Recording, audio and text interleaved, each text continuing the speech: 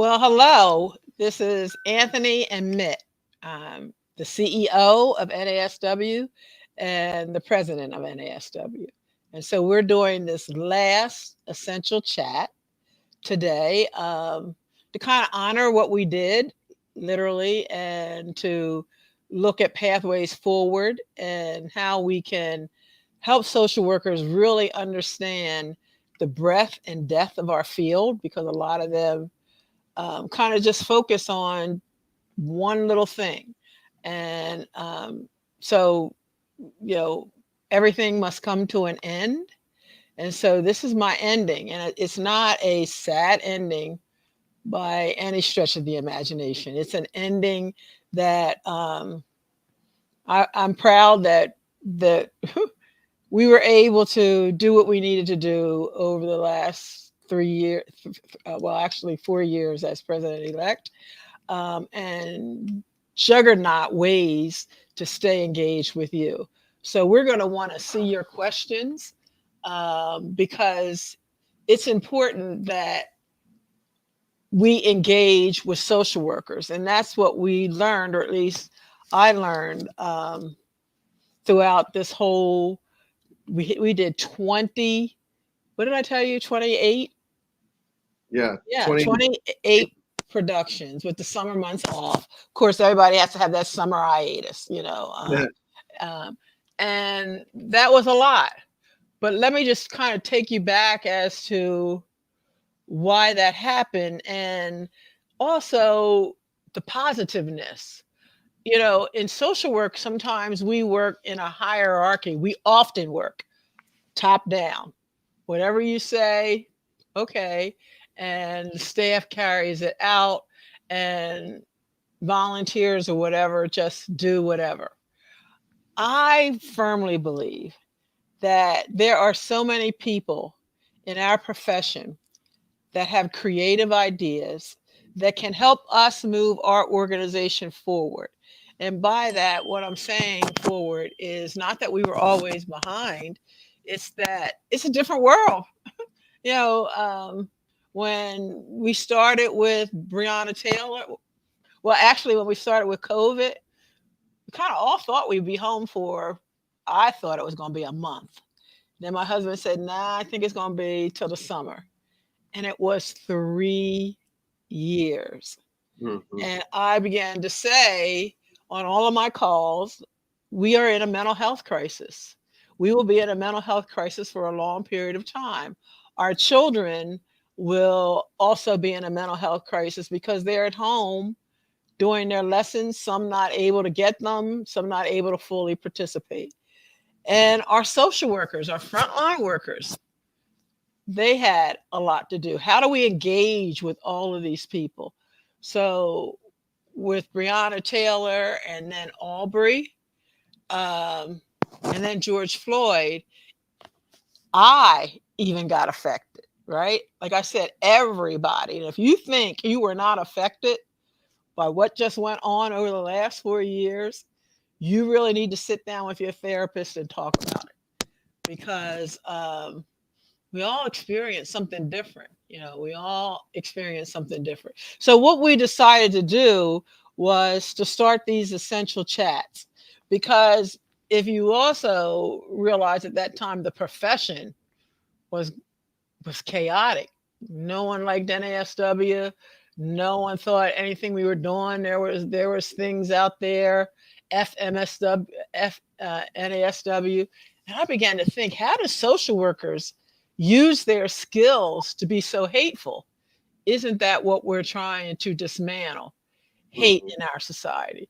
So we started all of these chats. The first one being with Steve Pemberton and Jessica Price. Steve Pemberton was an abused child. And we'll say that if it wasn't for the child welfare system, he would not be here today. But he realized it was horrific, painful.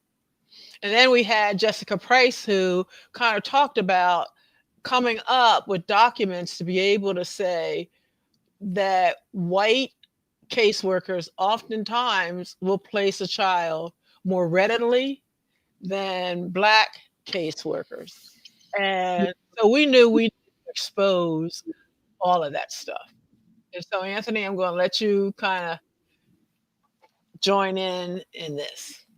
No, so thank you, President Joyner. And I would be remiss if I did not say, thank you for all of your tireless work that you have done over the past 4 years. I would not want to be in your shoes to have to lead an organization during COVID through a pandemic and all the things that have happened. So you have done a great job at this, and we look forward to all that you continue to offer to the profession.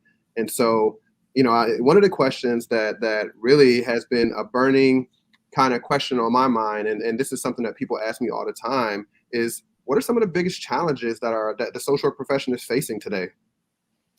I think we forget what the social work profession is. A lot of people do not know their code of ethics. Um, they're, they separate out the personal and the professional. So when it comes to personal issues such as, let's just say, interracial dating, you may not want your daughter to marry someone of another race. That is fine. But you can't impose that on someone else. And so when you begin to see your own personal flaws, you really have to take a step back. And so when we see what's happening right now across the United States, it's because there are people with certain values who believe that this is the way the country shall be led. Now, that's a socialist. That is saying that we have no time for anybody else. Um, and you begin to lose power. So we know from Julianne Dobson. Julianne Dobson is somebody that I studied all the time. That their social workers can be non-deficit or can Right. be deficit, right? Non-deficit is, hey, that's the way it is. Just learn to suck it up, um, and do what you need to. Um,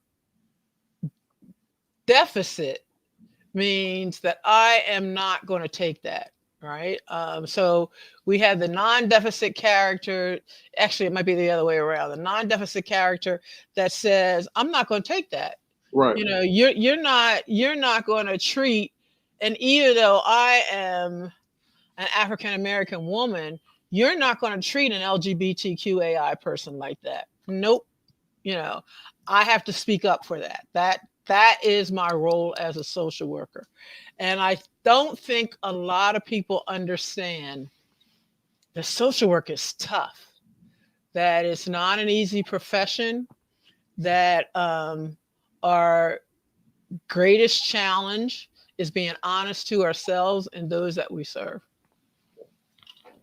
No, I echo that, right? And I think that one of the things that I've seen in, just a short period of time that I've been CEO is that we have a lot of work to do. And sometimes a lot of the work that we do is both externally but also internally, right? And so when we think about some of the challenges that we've seen the social work profession almost get into a space where there's a lot of, I don't want to call it infighting, but disagreements on how we find that solution. And I think that when it was a great TED talk that I listened to, and I can't remember when it came out, but it was basically, the title of it was the problem with the single story, right? And so when we look at things one way and we're not always listening or trying to find a solution in like this collaborative way, it does create a situation where there's a lot of back and forth and tension within the profession. But also from that tension, we can get some change, right? And so as we're thinking about this, there's a lot of things that are happening within the profession while also having to deal with all the external things that are happening outside of the profession and to the people that we care about, our loved ones, our families, and the communities that we serve, right? And so just today, we heard the ruling on the Indian Child Welfare Act that was upheld, right? These are things that we can advocate for. These are things where we can come together as a profession and really use our voice to address the change that we want to see. But at the same time, we have to figure out a way to address the needs of the profession so that we can, one, come together as a profession, but two, also ensure that our profession continues to grow in terms of workforce, but also that we are also making it fair, accessible, and equitable for individuals that want to enter the profession. Right. The Supreme Court has come out over the last couple of weeks with two very interesting rulings that I was like, oh, and so we have to learn how to celebrate those, right? Right. But I constantly say we're in a duck walk. I'm constantly like, okay, so what's going to be dismantled in the larger part? And that's why we need policy people, right? We need people who can interpret, okay, if this goes and this goes, then all of a sudden we're going to say all people in the United States need to be treated equitable, right? I'm not saying that's where it's going. You know, I'm praying that the Supreme Court is really. I didn't look at who actually voted on that, Hmm. but I worry about the Supreme Court that we have in power right now, right? And okay, so what does this mean? And that is the thing that I think social workers must always remember, that their practice is like a duck walk. You're Hmm. going to take 3 steps forward, 2 steps back. And if every time you take the steps forward, you get, and the steps back, you get so frustrated that you become the angry client, Right. that we'll never get anything done, right? I mean, we've known that these problems have been here for a long period of time. You go all the way back to Frederick Douglass, you know, Black people, brown people, Latino people, they weren't allowed to read or write. And so why do you think they tried to strip education away from them? And that same thing is happening right now. You know, remove the history and remove the knowledge about African Americans. And if we do that, Latino, brown, I don't care, Asian, I don't care what ethnic group you are, they're going to be, they're going to start thinking that I'm devalued, right? And so you got to Hmm. go back to, again, Chestang's theory, maybe. And I say these theories because if we go to class and we learn theories, but we never apply them. You know, it's important to kind of go back home and say, okay, so what does character development in a hostile environment mean? Right. You know, if your character is developed in a hostile environment, then you're either going to come out one or two types of individuals, right? And so, how do we begin to examine? Wow, character development. It's a real heavy article. I asked her, you know, I read my old articles, but it does make sense when you realize I'm going to take away from you your word of, I'm going to redefine woke. Right. Yeah, that's like me saying, okay, this morning I wake up and say the color orange, I'm going to change the color orange, right? So who challenges that? And that should be social work, right?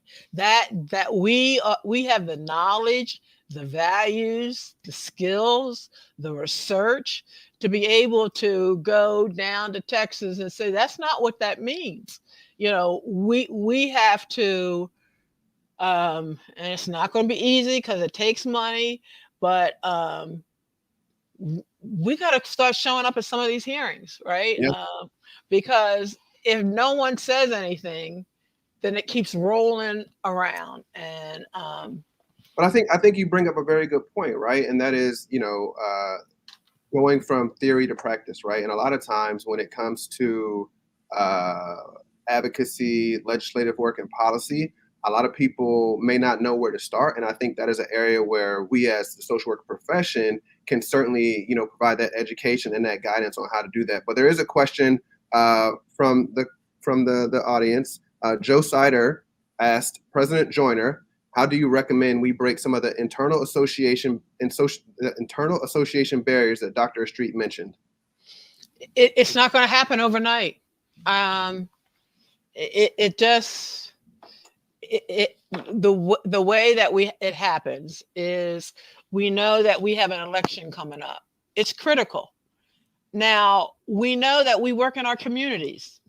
Individuals work in the communities with the rural community, suburban community.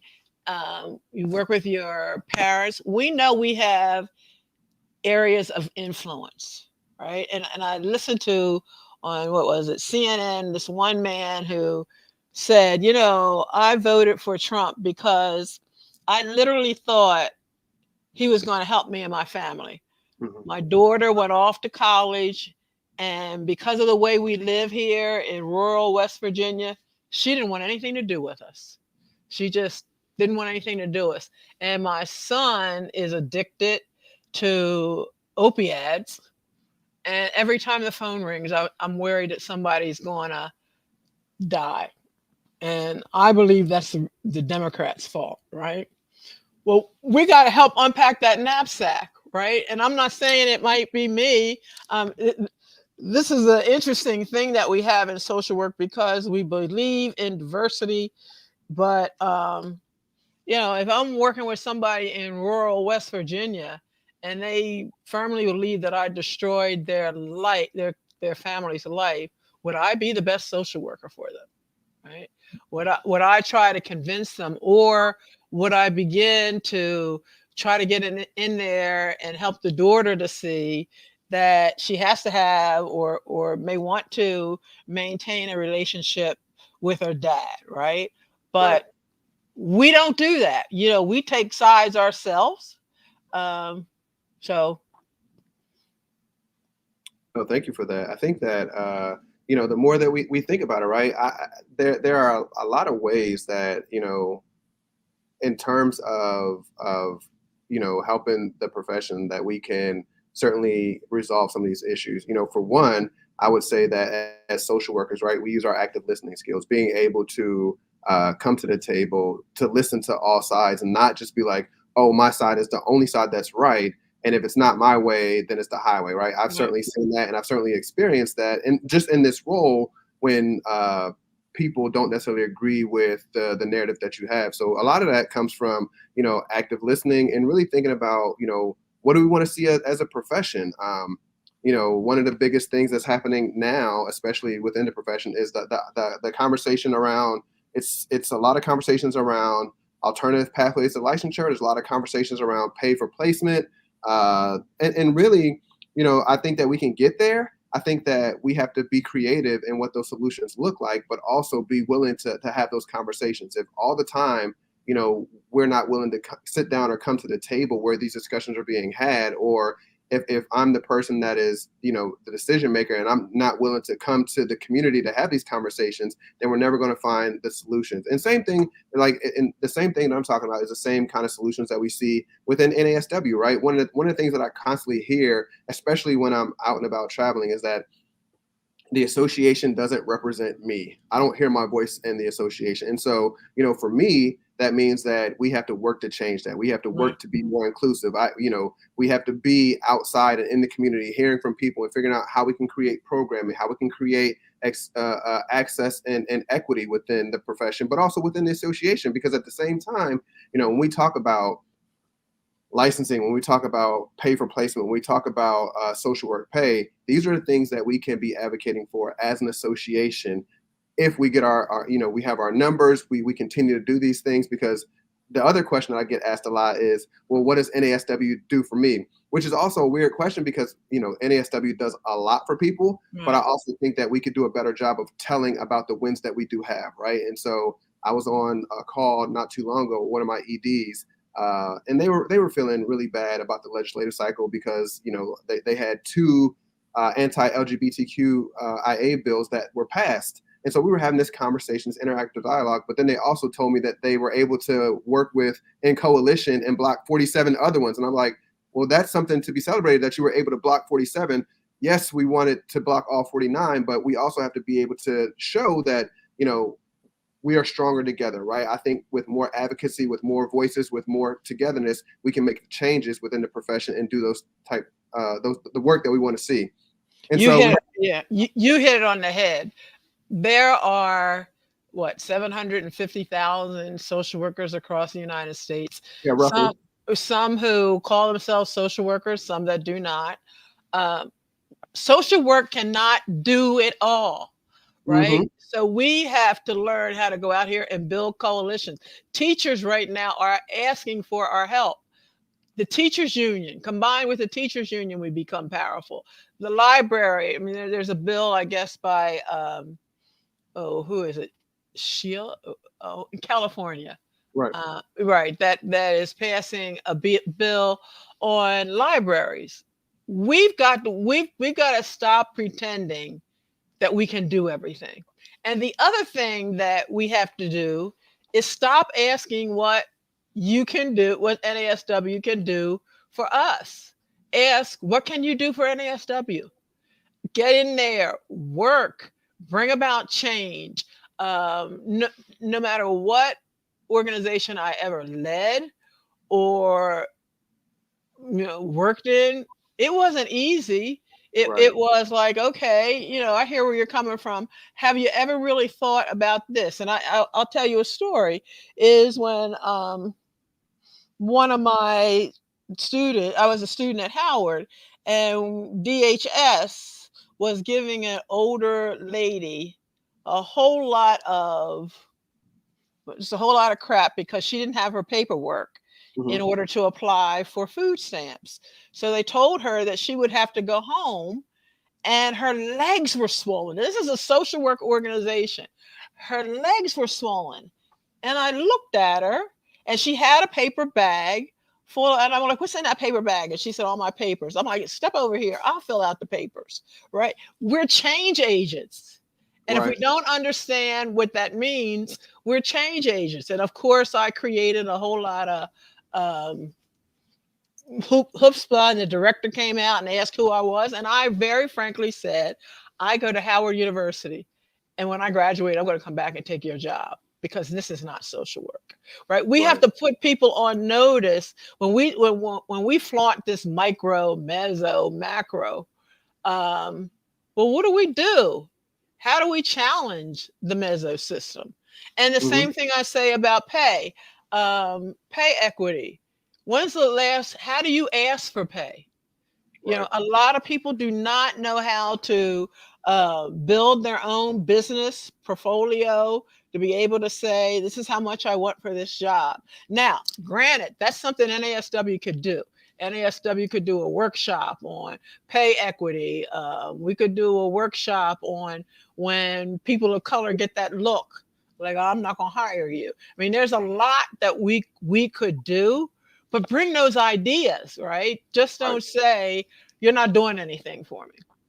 No, I agree. And I am certainly open to hearing all the ideas and trying different things, right? Because I think one of the things that we have been talking about internally certainly is around doing some research and being able to tell our own story, right? So doing a survey around social workers, around pay equity so that we can arm them with the information, right? Right now, we use the Bureau of Labor Statistics, and everybody has this narrative that, oh, social workers don't make money, right? But that's not the story for every social worker. And I think that we need to be able to tell that story and to really be able to expand upon not only just the pay aspect, but also the wide diversity and the types of roles that social workers can have. Right. Social workers are in Congress, social workers are doing tech, social workers are in child welfare, social workers are all over the place in corporate America. And we need to be able to show that there's not just one particular avenue that you have to take in terms of social work, right?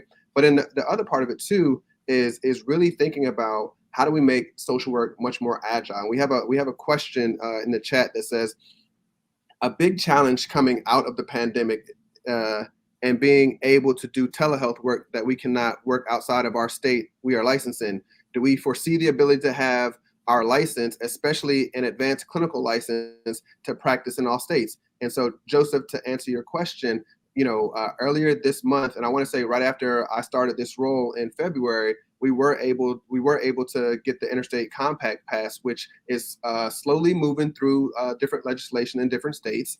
We do have one state that has passed the legislation, but that will allow for social workers to practice across state lines because of this compact. And so the more that we are able to get social workers involved, get social workers to advocate for things like the interstate compact and to push their legislators to pass this legislation, the more we can make the profession agile so that we can do these types of things. But at the same time, I think it's also equally important to think about those social workers that want to remain and work in their communities, right? That may not be a thing for them. And we need to also make sure that we are looking at how many social workers are working within their communities, but also if you're a social worker that is coming from a different state into a community that you are not aware of, how can you best serve that person and learn more about that community? So that gets into that cultural sensitivity, cultural humility, and really understanding the work across state lines. So when I look at where I live in Pennsylvania, which touches Virginia, which touches Maryland, which Hmm. touches New York, New Jersey. I can go right on up. And the majority of them are Democratic leaders, right? Right, right. So once we get those individuals to say, oh, let's kind of look at, I mean, Philadelphia right now is experiencing a high growth of gun violence. Tie it into gun violence, right? Give us something on gun violence. This is why you want to have the compact, because there might not be enough social workers. So part of it is the art of persuasive communication. I firmly believe that that's the one skill that social workers have that very few other people. The art to be able to get people to look at things from a different standpoint. Like, wow, I hadn't thought about it. Do you want your kid outside? Last night there was a 3-year-old that was shot. Do you want that to happen to your child? Uh, we're right next to Delaware. It happens in Delaware. So we've got to take real live stories to the legislators, right? Yeah. And we've got to cut them out of the news and say, this is happening in your state right now. And social workers can help with that. Uh, So we have a comment that says 39% of people in Congress have a net worth of $1 million compared to 8% of Americans. We need a bill to propose a social worker in every congressional office. Social workers can interpret the policies Congress is writing and voting on to help them understand the impact on vulnerable and marginalized populations in their state. And I think that we couldn't agree more. right. Social workers in Congress absolutely make sense. We have to get people in that place to run for office and to win those offices. But I think currently we have 3 or 4 social workers in Congress, and that number is going down. So if you have an inkling that you want to run for a political office and that you're interested, connect with NASW, connect with other social workers, and we can certainly help you to run a campaign. I think the biggest thing that we have seen is that a lot of times policies are made by people that are not impacted by those policies. And oftentimes those policies do more harm than good when they're not fully thought about and really having again, those collaborations and those coalitions to advise on them. Yeah, we're going to be fortunate enough to have Price come, who actually internship Hmm. at NASW and who has been in working in various legislative offices. And she's a social worker. She went to University of Baltimore, Maryland, and she's going to give her wisdom. She's very quiet, but what she said to me is, you know, um, social work doesn't promote itself. Right. Every other profession, law, medicine, any profession you have, they promote themselves, right? Like, oh wow, look what we did. Um, we've got to stop this syndrome where we're embarrassed to say what we do. We save people's lives. I mean, Hmm. literally, we save people's lives, and so we have to feel comfortable in saying that. Um, the one area in social work that I hope that we can clean up is our mouths, right? Now I am older. You all can see that I'm older. So sometimes when my grandkids say a word, I kind of look at them like, okay, not in Gigi's, but professionally, you don't do that on Twitter. You don't do that on LinkedIn. You don't curse people out, because the person that you're cursing out will be the person that you have to build a relationship with. Hmm. And so I often look at some of the people that are professors, whatever, and I hear what they say, and I wonder, number one, how can you speak for everybody, right? Because nobody can speak for everybody. The thing that happened with George Floyd and gun violence and all of the things, we have no data to back it up. So, what we want. I live right outside of Philadelphia, Pennsylvania. If you removed a police officer from North Philadelphia, people would people would be, and I'm not saying that's the answer, but what I'm saying is, how do you get into the middle and talk with those individuals? And here's the thing that social workers could do. We have all of these schools of social work. We could band a coalition of individuals and do one research project, right? Where that's done and throughout the United States and come back with some really great data. But we don't think about how we can work together. And so, I mean, that's a great point. And so one of the things that I am interested in hearing more about is really, how can we get more social workers involved? I think one example is there's a social worker in Chicago. She is pretty awesome, if I do say so myself, and she has an interesting story. But she had a situation where she had a situation where the police entered her home, and they did a no knock warrant, and she ended up suing the city, and now she's making change. She advocated to help get a new mayor because Mayor Lightfoot at that time was not holding up to their promises. And that's what I'm talking about. How do we get more social workers at every level of policy and legislation, at the state level, at the local level, at the federal level, and really think through how can we make the changes that we want to see? Because right now, and I can tell you just from our landscape, I tell people I am the unofficial, official expert on legislation across all 50 states because we have chapters in all 50 states, and I hear what's going on. But honestly, we took a brutal beating this legislative cycle with all of the anti-racist bills, with all of the anti-LGBTQIA bills, and really, as a profession, we have to have a stronger voice, right? Mhm. I love that NASW is taking this on. At the same time, we have to be able to use our voice in other avenues and build coalitions and connect with people. So yes, if you are a student, if you are a faculty, researcher, macro practitioner, micro practitioner, however you identify as a social worker, we need to come together to really start to advocate and push these policies that we hope to see. Yeah, I remember when that happened to Anjane. And this becomes your role as the NASW CEO. Um, I read about it. I read about her story. I empathized with it, but I picked up the phone and I called her.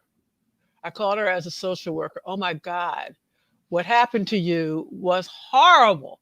How can we help you? Mm-hmm. Right. And you know, she calls me Mama Mitt. Um, she said, I don't know. I said, well, just look at Martin Luther King Jr. He had no idea that he would become a leader of the movement. You can be a leader of the social work movement. You can either let them take you down and make you feel like you have no value and that everything has been stripped, or you can turn that around to be able to say, you know what, I'm going to challenge you. I'm going to Mm-hmm. challenge the mayor. I'm going to challenge everybody that I possibly can. So, encouragement is so important.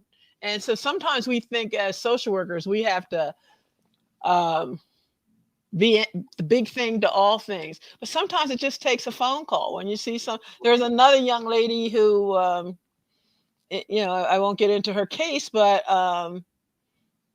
sh- she did something, and she could lose her rights to social work. We called her, gave her literally paid for her her NASW membership and said, and the only reason we're paying for your membership is not to make you feel that you need to be a member of NASW, but NASW has attorneys that you can access, right? So giving people and explaining to them the access that Mhm. NASW has is critical. And she had access. She did what she needed to do. Um, but that's what we have to remember as the leaders in these organizations. Mhm. How do you give access to people? And the thing that I often, how do you deny access to people? Right? Yeah. Because oftentimes we will say, well, that's the way it is, so that's the way it is. And you have to say no, that we're not going to do that like that. Access is important. I'm not necessarily saying I agree with your position, but I will give you access to state your position. And that is what social justice is all about. Yeah. And so one of the things that you said that still resonates with me, and this is one of the things that I've been talking about a lot, and that's social work branding, right? How do we, as a profession, continue to tell our story and really talk about what our brand is, right? Because again, you mentioned that sometimes social workers are modest in terms of not wanting to talk about what we do and the work that we do, and we really need to be the stewards of our own brand, right? And stop Mhm. letting the media tell the story of social work, which is oftentimes in a negative light. But at that same time, Dr. Angela Savage asked a great question. We have challenges with pivoting within our profession, and how can we help each other reinvent ourselves to use our skills in other areas once we have mastered in the area of our profession? Well, I'm going to always go back to, but it's not mine to lead. But we had a thing called social work at the Vineyard. I Mm-hmm. firmly believe that the conferences we have don't give us much information. People submit their abstracts. I go see Anthony because I know Anthony. And, we go to the parties and things like that. But the thing that the Vineyard did was we had provocateurs and people who literally talked about the issues. What should we be doing as social workers? And what can we complete in a year? Oftentimes we don't give ourselves we'll just say, okay, I'm going to do X, Y, and Z, but we don't say, what could I do within a year? In social work voices, I had people that completed books. I had people that went into legislation. We had people that went into a whole lot of things because it was focused on their likes and what they need to do. So I say that every conference that we have, we should always have one day where it's carved out for people to talk about the direction of social work. Where are we going? Why are we letting all these things happen to brown, black, indigenous people? You know, why are we not speaking up? Why are the schools of social work not speaking up? How do we get the schools of social work to speak up? One of my famous ideas, and I know I'm an idea person, is for us to deal with our legal defense fund, Mm-hmm. right? Because most legal defense funds have attorneys who have to do pro bono work. You know, they they have enough money and they have to do pro bono work. Well, we need to find some of those attorneys and get them to talk about what's happening with reproductive rights, right? What's happening with I just saw that they're going to sue uh, something as it relates to LGBTQAI. We just can't sit there and say, "Oh well, that's a shame." We need to, and this is where the EDs are. They're pivotal. They they hold the key to that Mm-hmm. because they're in every state, and they can go and they can talk to their law firms and say, like, "Wow, can you help give a few volunteer hours?" And most of them say yes, especially with the issues that are coming up, and build relationships with them. It takes that creative flow of just sitting there thinking about how do you do this differently, because because remember, it will never ever be the same, No, right? absolutely. Things will constantly change. um, Social work will never be the same. um, I think we're in a movement of hate in America. um, it's not going back. And when you see Donald Trump kind of talk about his policies and what he plans to do with those policies, we're in deep trouble. And it's up for social work. It's up for the Whitney Youngs of the world to say, we're not going to take that. So, No, absolutely. And I want to take this time because you mentioned it to give a shout out to all of our EDs at NASW who have been doing a great job in all of their advocacy. I see Dwayne from Michigan posted that they're having a webinar free to all on June 22nd, building your professional brand as an emerging social worker. So feel free to register. Also, a shameless plug, we have our leadership conference on June 22nd for those that want to do a little bit more with leadership. So please feel free to join all these events. But again, going back to what you said, President Joyner, and just working with the chapter EDs, working with the chapter staff, they are knowledgeable about what's going on in the states. They are knowledgeable about all the legislators and how we can advocate as social workers. And the unique thing that I think I've been it's been a privilege for me to watch is watching how this operates in various different states. So from blue states to red states to purple states, really putting forth our social justice lens and values and finding ways to advocate, to do legislation, and to really uphold those social work values, regardless of where you are. So there's a chapter in every state. We have some in some territories. So please feel free to connect with our EDs. They are great, wonderful people looking to connect with volunteers and members. right. I mean, our chapters keep us going. We're one association. We're not NASW Michigan or NASW Pennsylvania. We are one association. But how do we live that out?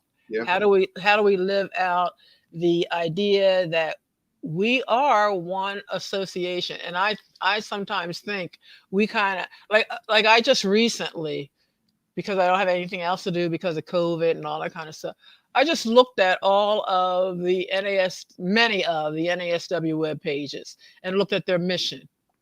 They're all many of them are different. You can't have a different mission for one association. So, and I'm not saying that we dictatorially say this is what it is, but at an ALM we begin to discuss that. Mm-hmm. How do we have we can have objectives, different objectives and things like that, but our our code of ethics is dictated by the bylaws. And when's the last time you read the bylaws? And when is the time that you can see, well, my bylaws are a little bit different from someone else's? When's the last time that you looked at your page and saw how unbalanced it is? Some of them will have information about LGBTQAI, some will have information about women's reproductive rights. But if I were going on that website and I was looking for information about women, about reproductive rights, right? Where would I find it? And we should have something on each website that says this is what we do. And I think it's a great conversation to have, and it helps us move forward, right? I'm not saying, and believe me, I'm not saying these are going to be easy conversations. They're not. Mm-hmm. I mean, that's the beauty of what we do, is to have a conversation. And if we say, well, our code of ethics is kind of old, then we do the hard work that we need to do. We Mm-hmm. change the bylaws, right? And a lot of people don't like to change the bylaws. They're just like, nah. We know we have an arduous process, and I'll say it because I'm leaving, so I can say these things. Um, with the delegate assembly, that's a arduous nothing. To set goals for 3 years, I don't know, or should it be to make sure the goals are carried out within 3 years. And Right. so we should have these conversations, have members out there that are willing to take that on, and it not be a thing where it's you against I. You know, we don't have time for that. We literally do not have time for that. Well, I think one of the things that we talk about, and you've mentioned it a couple of times, is that idea of coalition building, and really, finding uh, different groups with similar interests that we can really advocate with to make change. I think that that is one of the areas where we can certainly strengthen. But at that same time, I do think that you know. We've got a great start. I think that the more that we can get into this, I think that we can see the change that we're hoping to see. Yeah. Um, we do have a question that says, "Do you think that social workers should push back more on misinformation regarding politics and social issues?" I think we should always do our research, right? I think we should always figure out what the facts are and listen to the facts rather than to listen to CNN or um, Fox News, even MSNBC. We need to go to the papers that give us legitimate information. Like, I can't say this enough that November is coming, and it's going to be here before you know it. It's going to be like the 3 years that I served at NASW. Hmm. It's going to be here.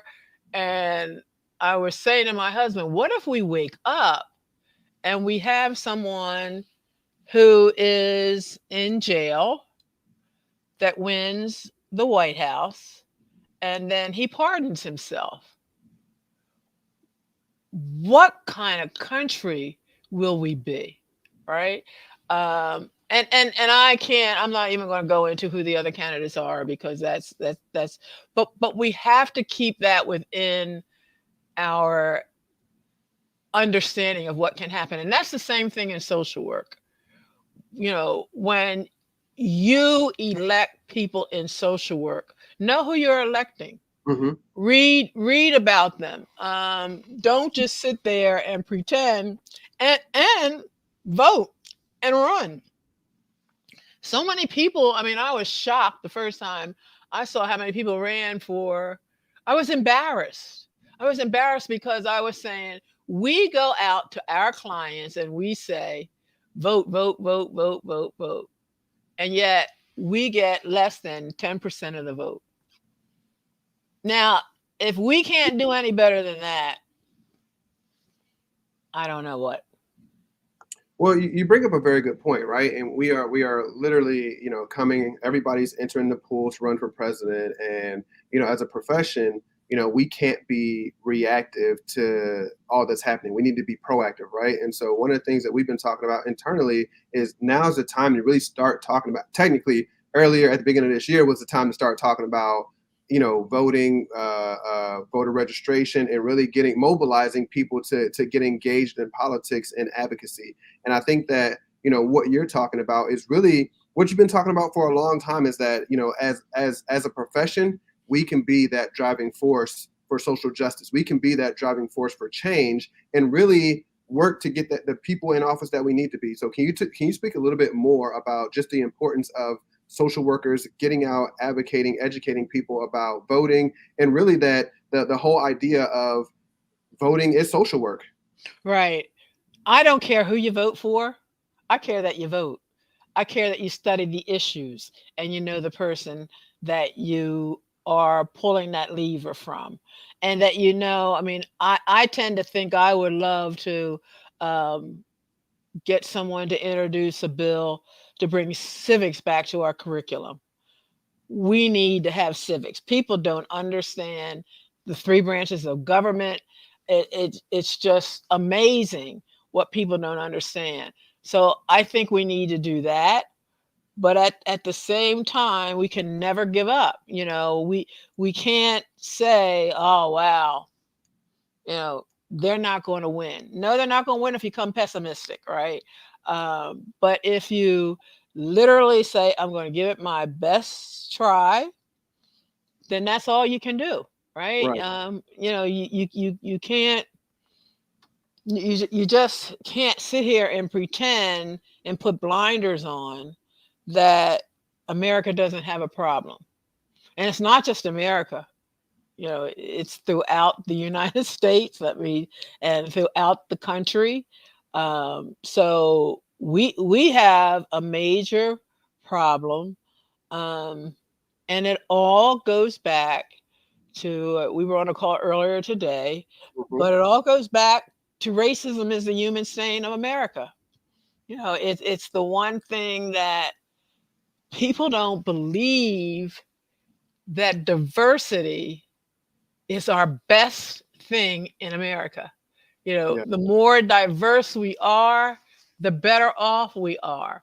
And so I still can't get over that people do not believe that diversity is the hallmark, and that the individuals who are running for office, we need to pay particular attention, and women, because here's the thing about this election. This election has LGBTQAI, has Asian Pacific Islanders, it has indigenous people, it has every ethnic group. You don't think we can take that over if we build a coalition together? All of them, if you study the Indian Child Welfare League, if you study the Japanese internment camps, if you studied the Mexican American War, if you study all of those things, you'll realize how many people's rights were taken away. But because we don't know our history, we just sit there. When we know that Asian people were not allowed to learn how to read or write, um, why? You have to ask yourself the question of why. No, thank you for that. And I think one of the things that I want to ask, because we're getting to that closing, is really, what are some of the biggest opportunities for social work right now? So where do we go from here? You've had 4 years as president elect and president. So where does the profession go from here? I think the profession needs to immerse itself in some for profit work in various groups, American Express, all of these groups that are here that are willing to help individuals.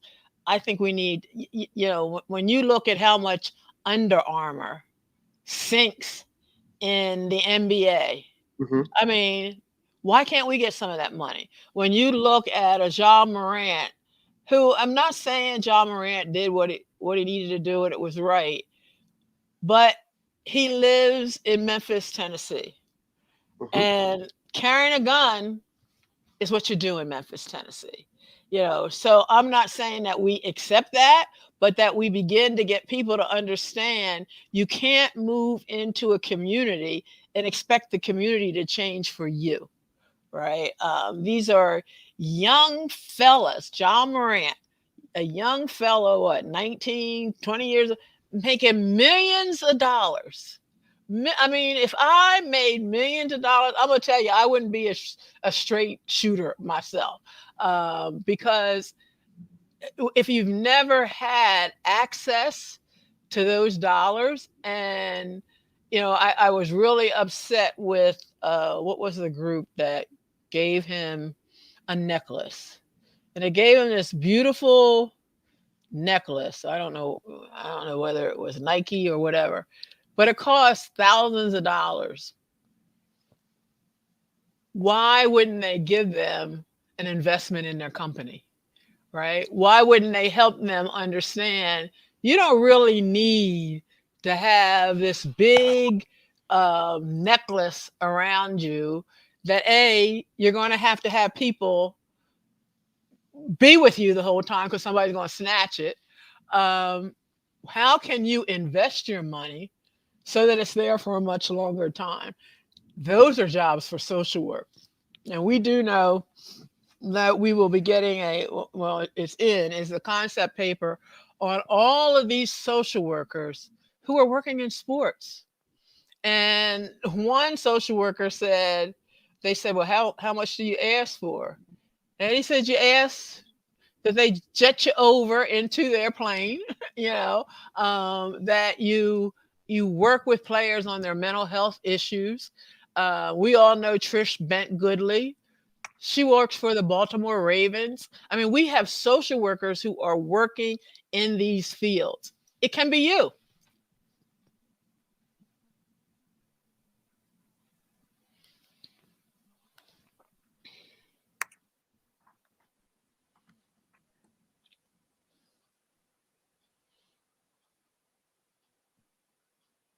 Does anybody else have any questions?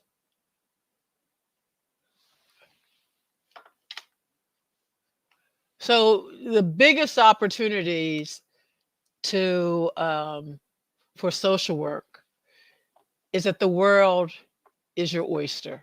You can do anything you want to do. You can become anything you want to become. Stop saying you don't make enough money in social work. That's not true. I often would tell my students when they would say, "Well, we don't make." I'm like, "Oh, what do I have on today?" And they would say to me, "Well," and I'm like, "Do I look shabby?" You know, academic professors make money in social work. So stop carrying out those false narratives. Some of them you don't make as much money as you would want to make, but the only way to do that is to push that salary up. Child welfare workers who are up in the upper echelon, they make money, but the person, it's not so much about money, it's about, do they make a difference? Hey, Yeah, I know you left me. a little technical difficulties there, but that's okay. We're back. Okay. Where are we at? It looks like somebody asked a question. This is off topic, but I would like to know more about title protection. It seems like we are blamed for a crisis when they occur within the social service system, when we all know that licensed social workers is not necessarily involved. How do we change this to protect our profession and change the dialogue? That is a great question. And title protection is something that certainly NASW is involved in and working to advocate for. I know California recently they started advocating for title protection, but essentially that is something, as you connect with your NASW chapters, that we can certainly advocate for title protection in different areas. And it's gonna vary by state. I know in Maryland, where I am, there is certainly title protection. You cannot call yourself a social worker unless you are licensed. So that's built into our statute. The more that we can work on this and advocate for this, we can certainly get into title protection. And to your point, Elaine, this also goes back to that whole idea of branding, and that the more that we tell our stories and that we're the stewards of our narrative, the more that we can kind of counteract these negative narratives that are put out there. Oftentimes, when we hear awful tragedies within the child welfare system or other systems, they say, "Oh, a social worker," and then we look and do an investigation, and the individual may not have been a social worker at all. They may have worked at a system in a role for a social worker, but they were not, in fact, a social worker. And so the more that we engage in title protection, the more that we also work on branding and telling our narratives, the more we start to counteract these negative things that we see and get blamed for in the media and in crisis. And I saw Dr. Estreet do that today. You know, something was said that was incorrect.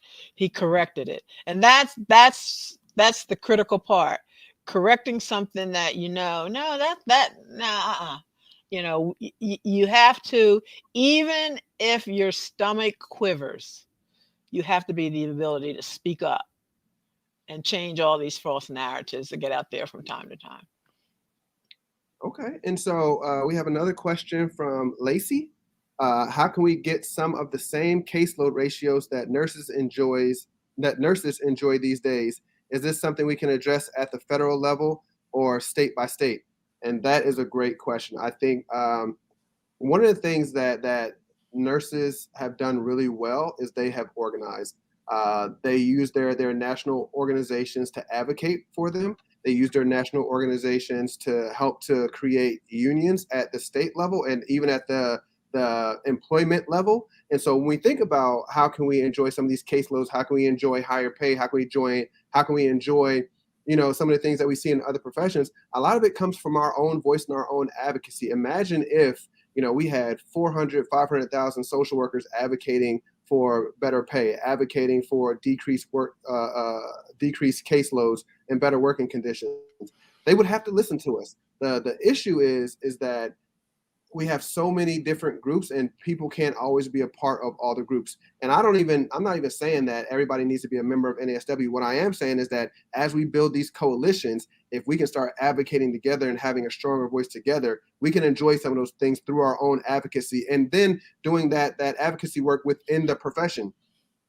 A lot of times our advocacy work is external in terms of the communities that we serve.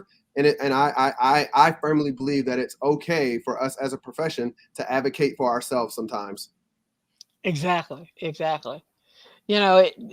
As we begin to close this up, it it's important to know that you matter as a social worker. Remember why you came into this profession, you know, um, and write something down and put it down as to why you are here, and work towards that goal. You got to read. You just can't, when people say, okay, Mitt, what are you going to do once you're finished? I'm like, okay, first I'm going to get in my rocking chair to rock. But at the same time, a new book just came in, Social Work and the Grand Challenge to Eliminate Racism. There's some things that I'm not quite, so I want to read that book. I don't want to judge that book. So social work is a profession. And I have been involved in the healthcare system recently, and I'm going to tell you, nurses do their job. Nurses, nurses know things, and I'm like, how do they know that, right? And I met two nurses that said, I'm a social worker too, and I'm like, really? And they're like, yes. So if you emulate social work, if you emulate nursing, begin to look at what do they do, right? It is it they work hard, and they get paid, but they don't always get paid. We just saw walk out on nursing, people walking out on all of that, but we have got to develop the passion and make sure that we are doing what we can do to help the people in our society. And I don't think we always think about the people. I think we think about ourselves.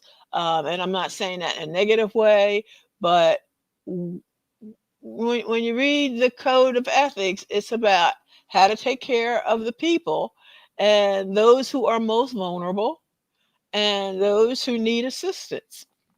That's what And it's about. no, absolutely, and I appreciate your thoughts on that. And the other side of that too is when we're taking care of ourselves as a profession and in making sure that social workers are whole, the better we're able to do those things and take care of the people. So I think that it's both and that they are certainly interconnected in how we are able to do our work and do it well. Because one of the things that we oftentimes hear from social workers is lack of job satisfaction, lack of engagement. Oftentimes we hear people burning out of the profession, and we want to make sure we're taking care of our profession and addressing those things. And I oftentimes say, the cure for burnout is not a vacation. It's looking at the systems that create burnout. So higher caseloads, lower pay, and just working conditions in general. And so the more that we can focus on that, the more that we can really move the profession and galvanize the profession to really have one voice on a lot of things that make sense to us. I think that we'll see the change that we want to see. And so, Mitt, I want to start this conversation. I want to end this conversation how I started it by saying thank you for all of your work over the past 4 years. It has certainly been a pleasure to work alongside you as president of NASW. Certainly, this is not the ending of our chapter because it's going to continue on beyond this. But I want to say thank you. And again, the work that you did was needed in a time that is needed. And I am a firm believer that everybody is in their position when they're supposed to be. So you were the right person for the right job at that time. So again, from me to you, thank you. Thank you so much. You were my vice president, and I leaned on you a lot. And we, it's important that people understand relationships matter. And that's what social work's all about. Relationships matter. I know that NASW is in good hands because I hired the CEO. And I know it's going to be forward thinking. It's not going to be an organization where we constantly tell people what they need to do. It's that we say to people, what is it? Like we found out that NASW didn't have, what was it? Disabilities committee, didn't Mhm. have what was the other one? A couple of other committees. And we were like, oh no, we can't. Veterans and armed services, because the majority of people that are hired in social work are hired through the VA. Right. So we're correcting that.